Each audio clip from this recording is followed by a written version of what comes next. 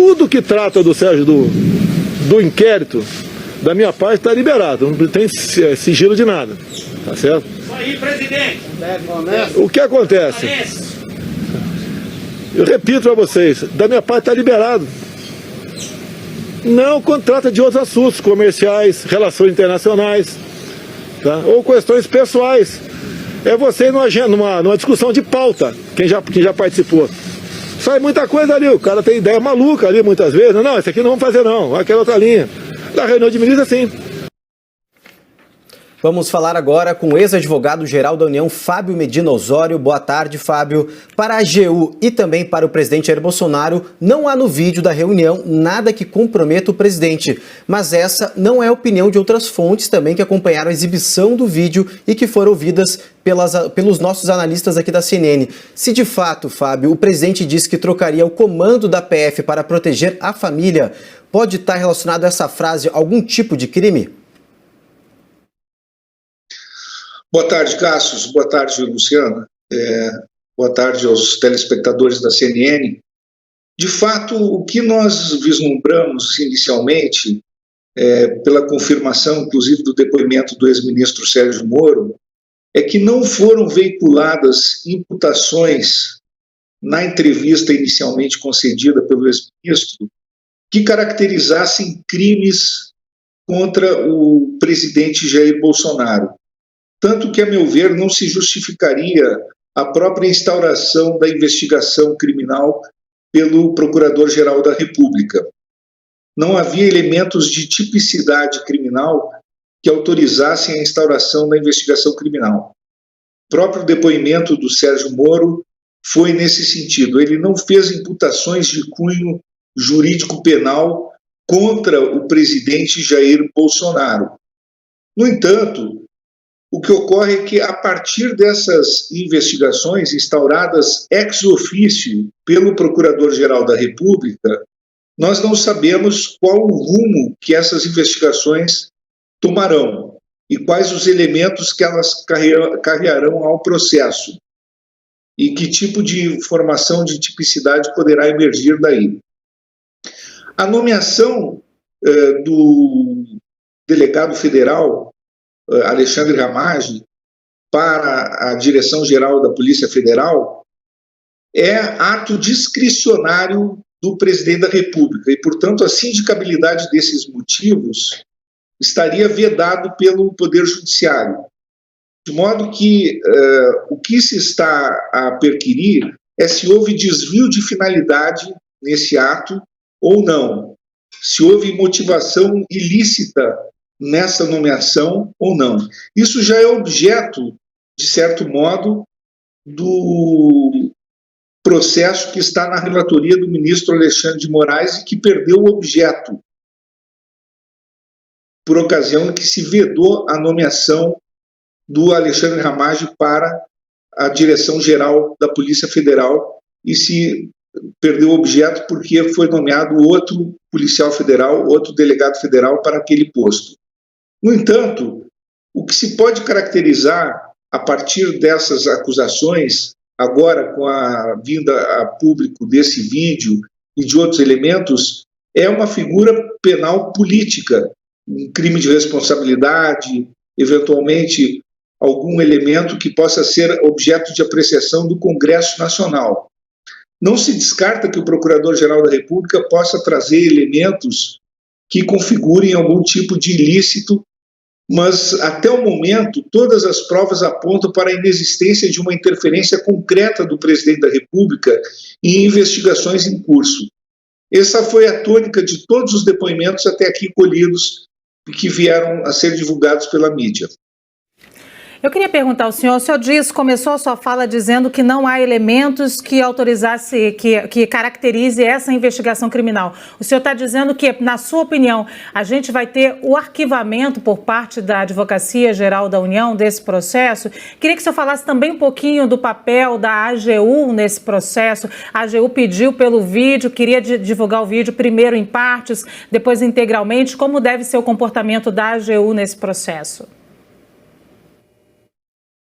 A AGU ela pode fazer a defesa do ato impugnado. A AGU, obviamente, exerce uma advocacia de Estado, não é uma advocacia de governo, como nós sabemos, mas elas têm o dever de acompanhar e, eventualmente, fazer a defesa do ato impugnado e a defesa daquele interesse público que é subjacente aqui àquilo que se está a debater. Eventualmente, obviamente, a AGU tem, sim, a possibilidade de agir no interesse de resguardar aqueles interesses no tocante à preservação do que foi discutido no vídeo que se quer apresentar. Por exemplo, o vídeo trata de uma reunião ministerial. Numa reunião ministerial, não é obrigatório gravar aquelas conversas ali entabuladas. Pelo contrário, eu entendo que não é sequer recomendável a gravação de reuniões ministeriais, porque se trata de assuntos de Estado, de assuntos muito sensíveis, de modo geral. É a mesma situação se nós imaginarmos que devesse ser gravada todo e qualquer despacho, toda e qualquer reunião entre ministros ou entre presidente e autoridades que ele viesse a receber em seu gabinete.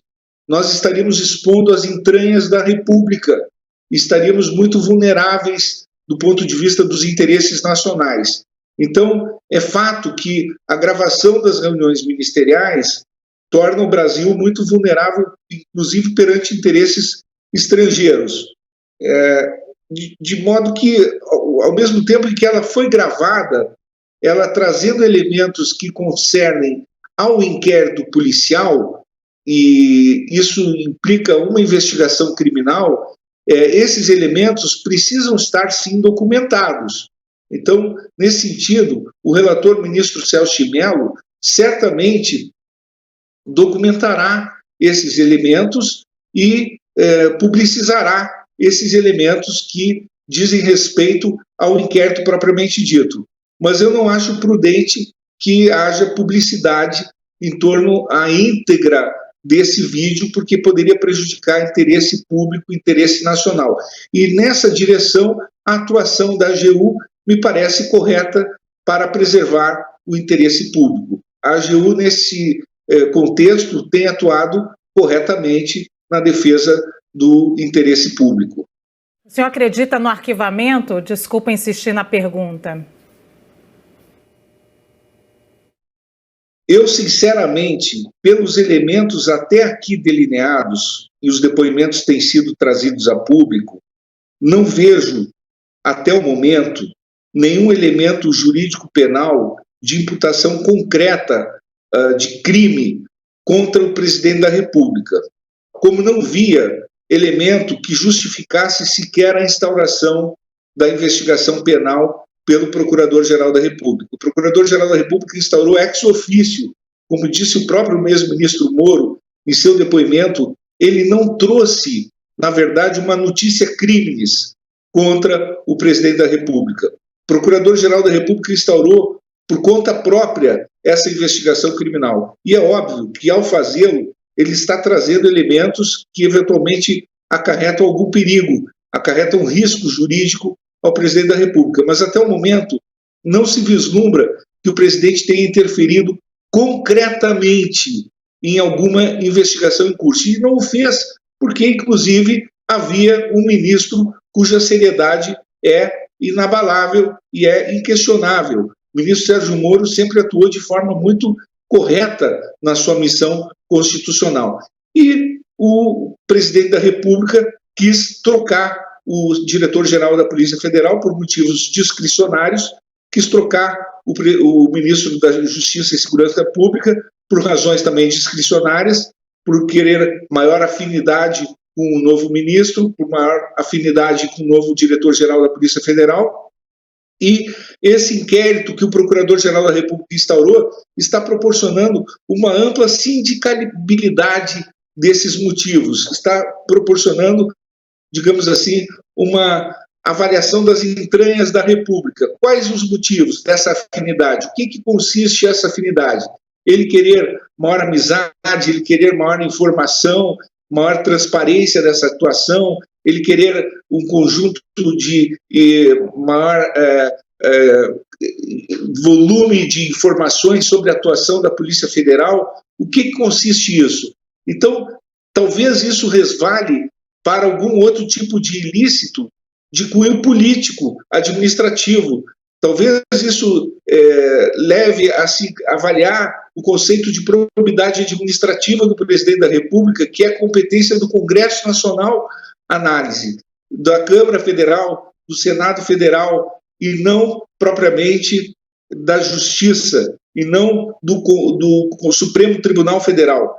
Portanto, sem dúvida alguma, o arquivamento será o caminho natural dessa investigação. Agora, quem causou toda essa investigação e esse estrago político contra o presidente da República foi o Procurador-Geral da República, porque não houve denunciação caluniosa do ministro Moro, ele não fez nenhuma imputação de crime contra o presidente da República, ele não cometeu crime contra a honra do presidente da República, ele apenas ficou insatisfeito com a troca do diretor-geral da Polícia Federal, que era um direito dele, era uma prerrogativa dele também, ficar insatisfeito, afinal havia um pacto entre ambos lá atrás, e ele resolveu olhar para frente, olhar e reconstruir o seu futuro político.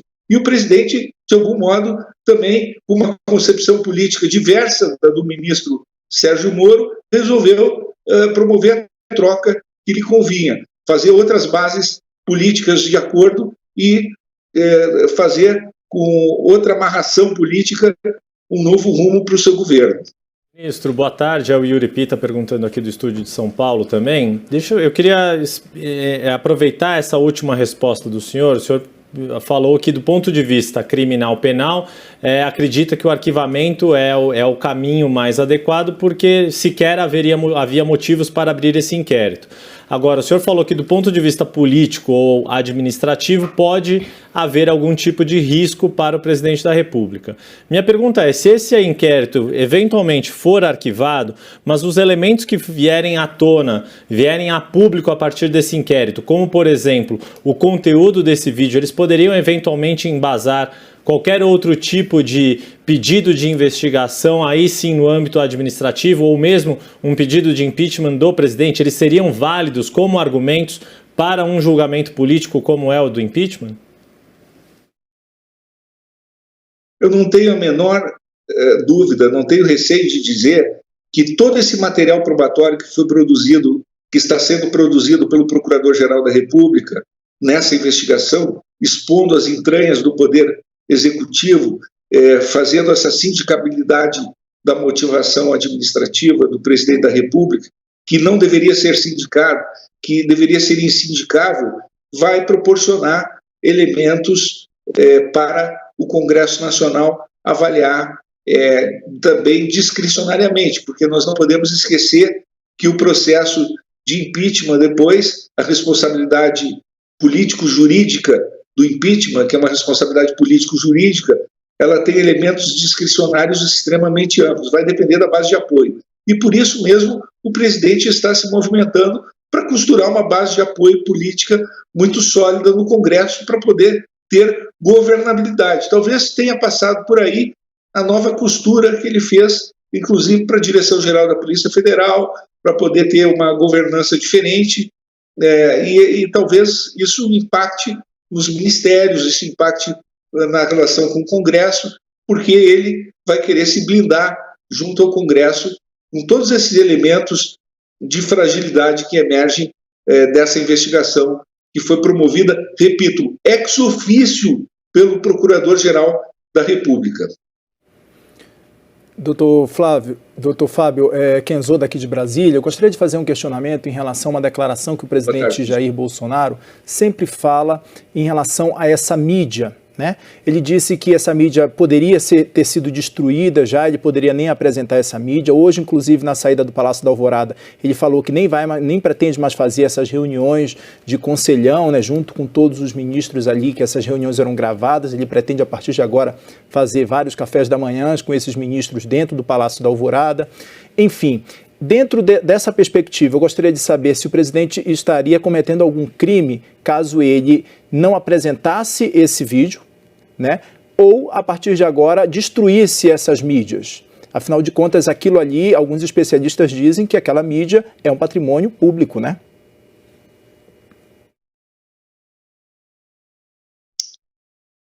Sem dúvida, ele não pode destruir as mídias que já foram produzidas. Elas constituem patrimônio da União. Elas já estão produzidas e devidamente incorporadas ao patrimônio da União. Mas, por outro lado, ele não é obrigado a gravar essas reuniões, assim como não é obrigado a gravar seus despachos com autoridades ou despachos com particulares.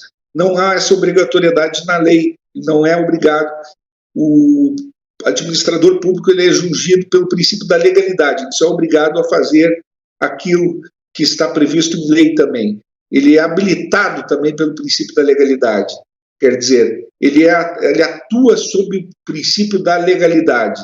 E não há nenhuma lei que diga que ele é obrigado a gravar os despachos que ele profere com outras autoridades ou com particulares. Pelo contrário, embora ele esteja adstrito ao princípio da transparência, esse princípio não chega tão longe. Mas, por outro viés, é imperioso anotar que, se ele tivesse destruído essas provas, ele teria incorrido no crime de obstrução à justiça. Teria sido enquadrável aí nessa figura do ilícito de obstrução à justiça. Teria sido muito ruim. Então, não seria uma alternativa para o presidente da República destruir essas provas ou simplesmente não entregá-las. É forçoso lembrar que o presidente da República está adstrito ao cumprimento das ordens do Poder Judiciário, sob pena de cometer crime de responsabilidade.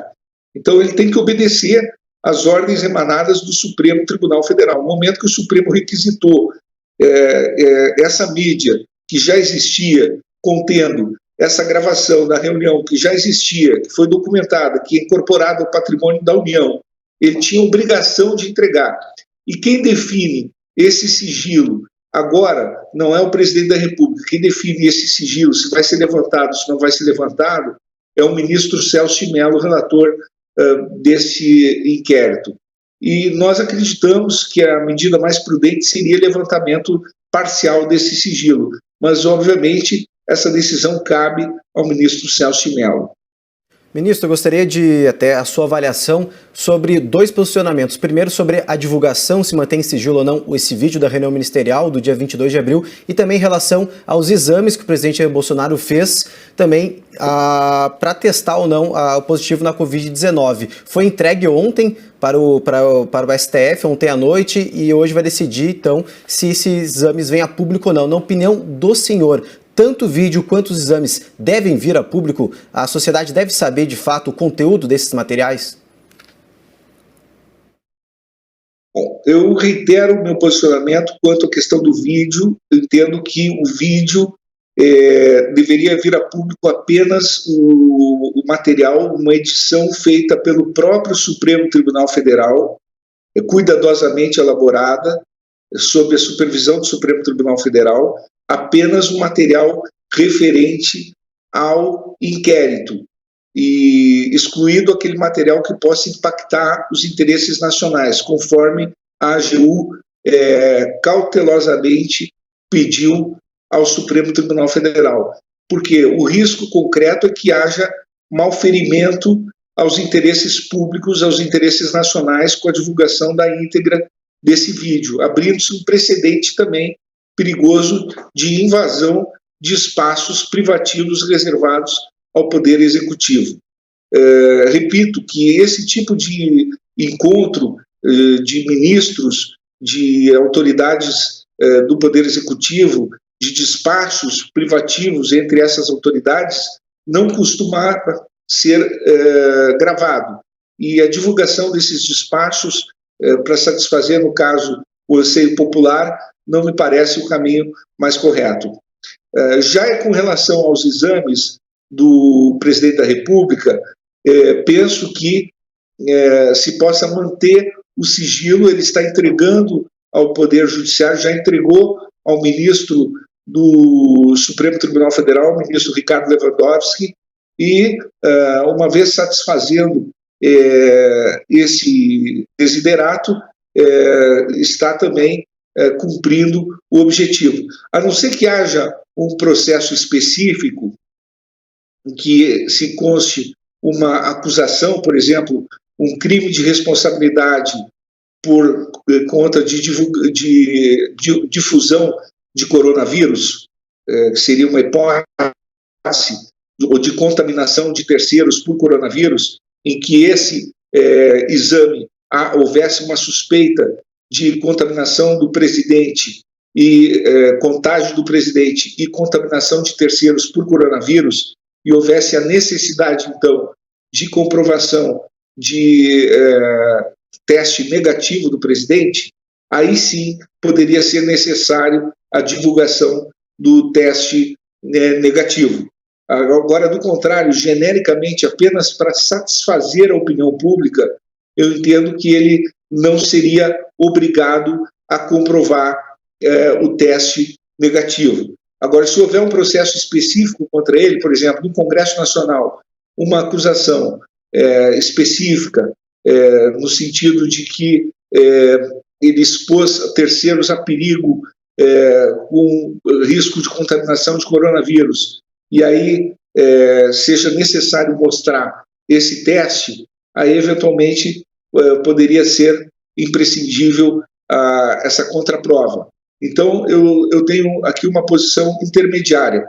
Se houvesse um processo concreto a exigir, à luz do princípio da proporcionalidade, essa contraprova, talvez fosse necessário, imperioso, que ele demonstrasse. Agora, da forma genérica como está sendo exigida, eu entendo que não é um ônus do presidente mostrar o teste negativo que ele já afiançou que ostenta.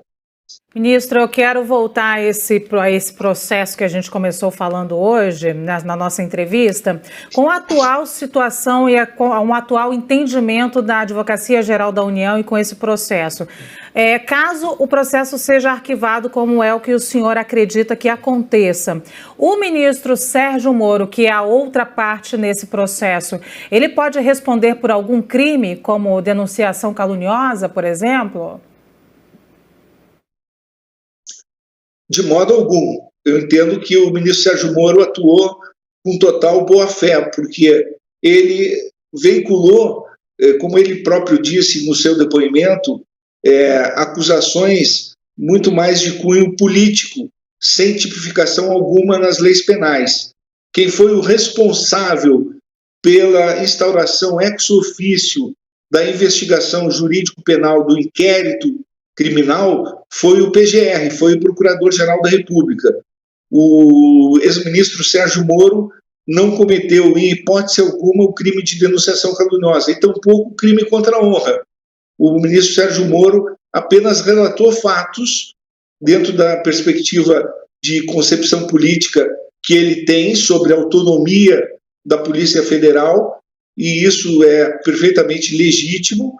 Ele tem uma visão de autonomia da Polícia Federal que talvez não seja compartilhada pelo presidente da República ou por muitos políticos. A Polícia Federal tem uma outra visão, inclusive, sobre a autonomia, muito mais radical, envolve uma lista tríplice para a escolha do seu representante na direção geral, envolve a perspectiva de ato vinculado pelo gestor e envolve uma espécie de recorte no ato discricionário. Então, o ministro Sérgio Moro entendeu que foi violada a sua prerrogativa e foi violado o pacto que ele tinha com o presidente da República e fez a justificativa da sua demissão. De modo algum incorreu em denunciação caluniosa ou em crime contra a honra. Agora, por outro lado, também o presidente da República não cometeu crime algum, não sofreu imputação de crime, não cometeu crime. Não era motivo sequer para a instauração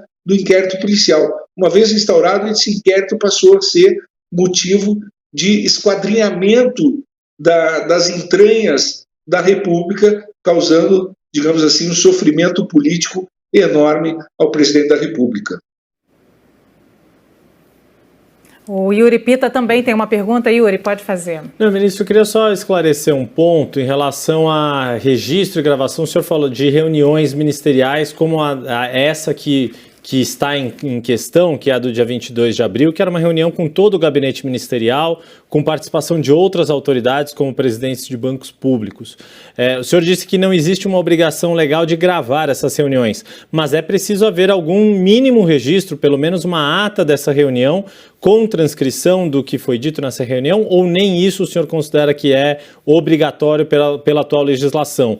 Eu pergunto isso porque, inevitavelmente, me veio à memória outros episódios da história do país em que gravações e registros em ata de reuniões ministeriais se revelaram importantes do ponto de vista histórico. E aí me vem a clássica gravação do ministro Jarbas Passarinho no ato de edição do AI-5 lá em 68, que havia um registro tanto em áudio quanto por escrito daquela reunião.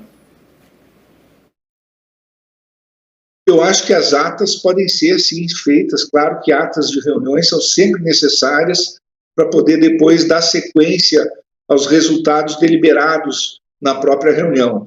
A gravação em si, ela é absolutamente desnecessária, não é obrigatória por lei, mas uma ata de uma reunião seria imprescindível para poder dar sequência a tudo aquilo que foi deliberado na reunião. Para isso tem o secretariado da reunião, justamente para realizar uma ata dessa reunião. Agora, é óbvio que tudo depende da evolução da sociedade, do seu amadurecimento, das suas concepções. Se daqui a pouco a sociedade entende que todas as reuniões ministeriais ou todos os despachos em gabinetes de ministros têm que ser gravados e monitorados por câmeras, nós podemos evoluir como sociedade para esse estágio tão avançado.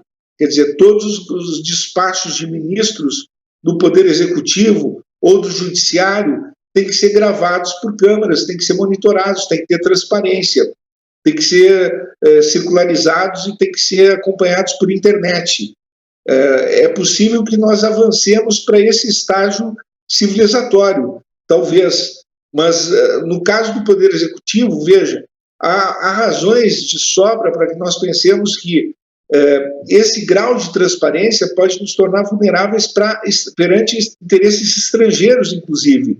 Quer dizer, daqui a pouco há o problema da espionagem, há o problema de excessos de transparência. A transparência em excesso também pode tornar vulneráveis nossos interesses perante terceiros.